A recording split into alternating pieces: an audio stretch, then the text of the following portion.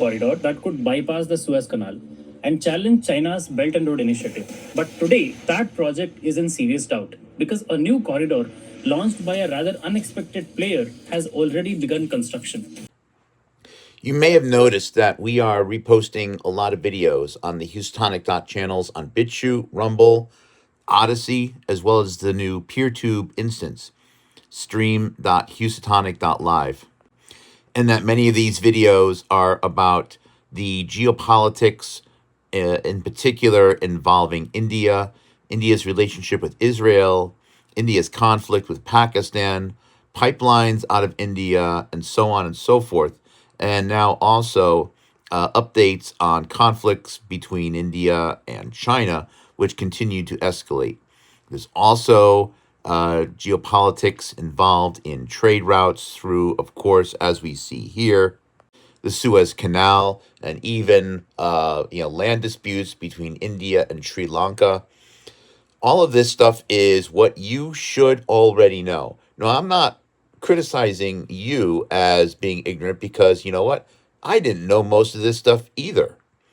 This is information which is not being presented on almost any news channel in the United States right now to a U.S. audience. It's almost as if they are taking the entire world and putting a black cloth over it with just a few selective holes poking through, like Beijing, Israel, United Kingdom, and United States. And they don't want you to think about anything else. It's just that and Epstein and so on.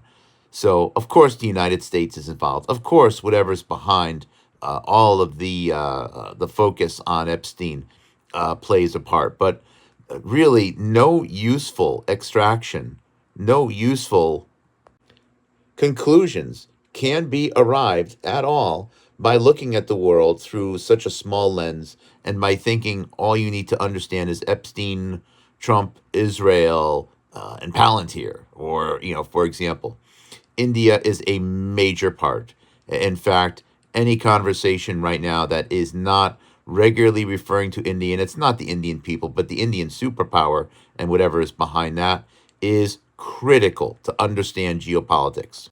And I promise you, I am getting so much heat and so much hatred and so much scorn by bringing it up, almost as if much of citizen media right now is secretly being funded.